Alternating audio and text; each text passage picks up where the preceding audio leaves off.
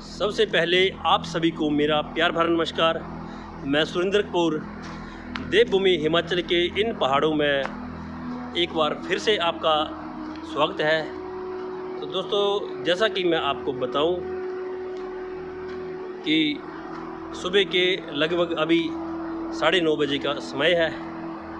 तो दोस्तों, आज मैं आपको ऐसी जगह पे लेके चलता हूं, वहाँ का कुछ व्यू बहुत ही सुंदर है। तो दोस्तों, वहाँ पे जो कुछ है वो आपको मैं दिखाने की कोशिश करूँगा।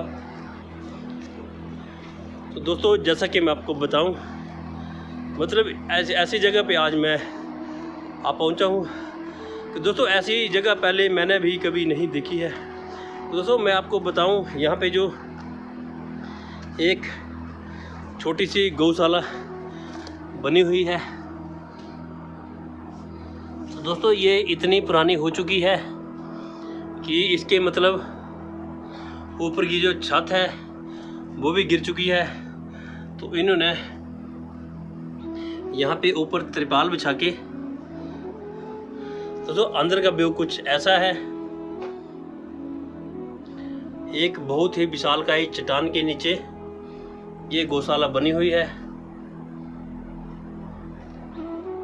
दोस्तों, आपको मैं बताऊं, पुराने ज़माने में कुछ इसी तरह के दरवाजे हुआ करते थे। तो इसका आपको मैं थोड़ा बाहर से व्यू दिखाता हूं, तो बने रहिए आप मेरे साथ।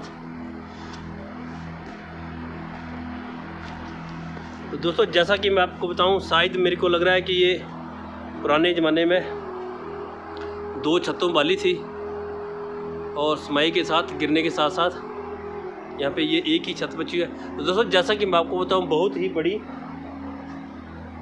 चट्टान के नीचे ये गौशाला बनी हुई है। दोस्तों, बने रहिए आप मेरे साथ। आपको आज मैं बहुत ही सुंदर सुंदर व्यू दिखाने वाला हूँ, क्योंकि दोस्तों यहाँ पे बहुत ही मतलब इमेजिंग जगह है जिसकी हम आज के समय में कल्पना भी नहीं कर सकते। सिर्फ एक यहाँ पे नीचे मकान है जो थोड़ा नए डिजाइन में है, अदरवाइज यहाँ पे जितना भी है। दोस्तों, ले चलता हूँ आपको मैं एक ऐसे ही पुराने मकान की तरफ।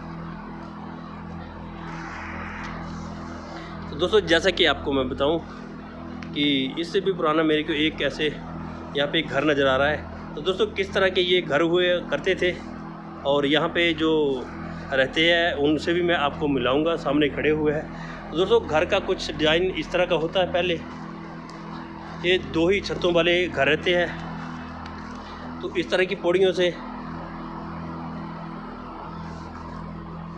ऊपर जाके एक छोटा सा बरामदा होता है। और ये ऊपर, दोस्तों मैं आपको बताऊं, पहले भी एक वीडियो में आपको बता चुका हूं कि दोस्तों यहाँ के जो पुराने घर होते हैं उनके दरवाजे लगभग, ये दरवाज़ा अगर मैं आपको गौर से दिखाऊं तो दोस्तों 2 से 2.5 फुट ही है। दोस्तों, इसका कारण यही है कि पुराने समय में बहुत ज़्यादा बर्फ़ गिरती थी, तो उसी वजह से ये छोटे छोटे होते हैं। दोस्तों, घर का आपको मैं कुछ अंदर से व्यू बताऊं तो ऐसा है।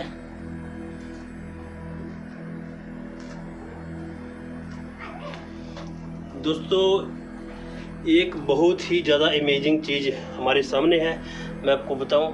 दोस्तों, जो हम आजकल जो किचन में हमारे जहाँ पे बर्तन धोने का स्थान होता है, तो दोस्तों ये उस समय में आज से लगभग 100 ही साल पहले मेरे को लग रहा है ऐसा होता होगा कि यहाँ पे जो बर्तन धोने के बनाया हुआ है, लकड़ी का बनाया हुआ। दोस्तों, मैंने भी पहली बार देखा कि देखो दोस्तों, लकड़ी का बना हुआ है पूरा, और लकड़ी को काट के इसमें डिजाइनिंग डाल के मतलब पानी निकलने के लिए ये निकासी बाहर को बनाई हुई है। तो दोस्तों, कितनी पुरानी चीज़ें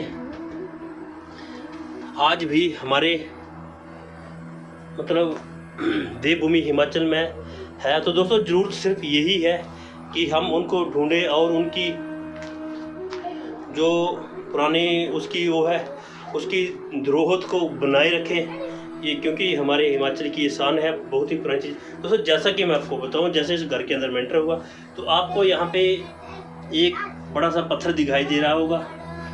तो उसके ठीक सामने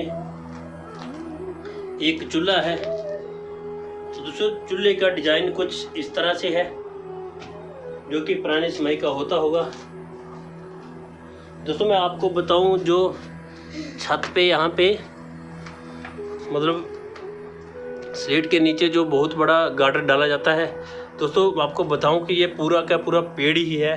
तो ये सारी चीज़ें हमें यही बयां कर रही है कि दोस्तों ये घर पुराना होने के साथ साथ इतना ज़्यादा पक्का बना हुआ है कि दोस्तों इसको मतलब जितना समय से ये पुराना घर है,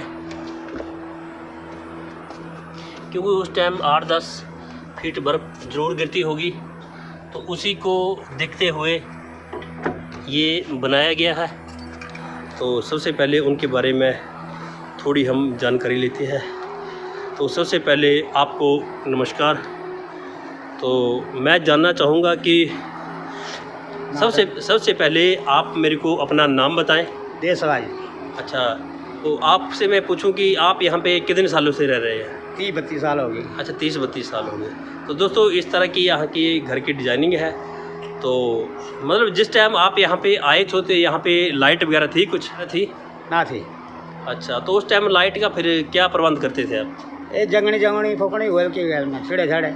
अच्छा, तो लाइट नहीं थी तो मतलब यहाँ पे प्राकृतिक जो लकड़ी होती है उसी से आप गुजारा करते थे। हाँ। तो फिर यहाँ से आपको जो आपका होली शहर है मतलब कितनी दूर पड़ता है?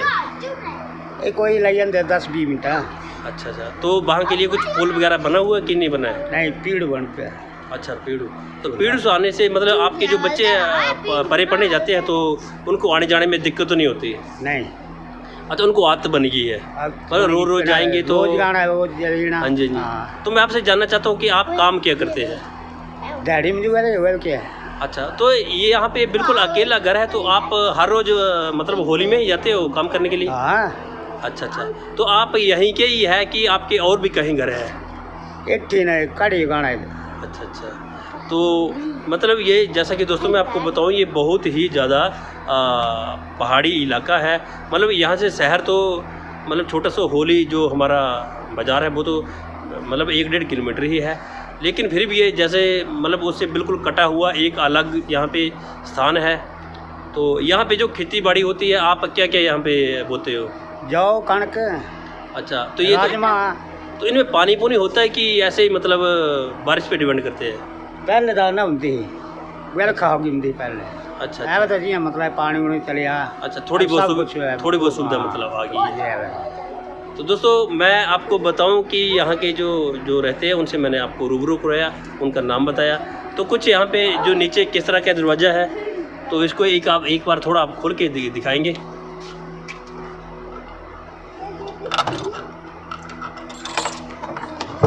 दोस्तों जैसा कि मैं आपको बताऊं, पुराने ज़माने में कुछ इसी तरह के दरवाजे हुआ करते थे। और दोस्तों इसी तरह के मतलब ये जो अंदर आपको कमरा दिखाई दे रहा है, मतलब इतना छोटा दरवाज़ा है कि इसमें कोई खिड़की वगैरह नहीं है। और दोस्तों जब इसको बंद कर देते हैं तो मेरे ख्याल एकदम इसमें बिल्कुल ऐसे गर्मी का एहसास होता है।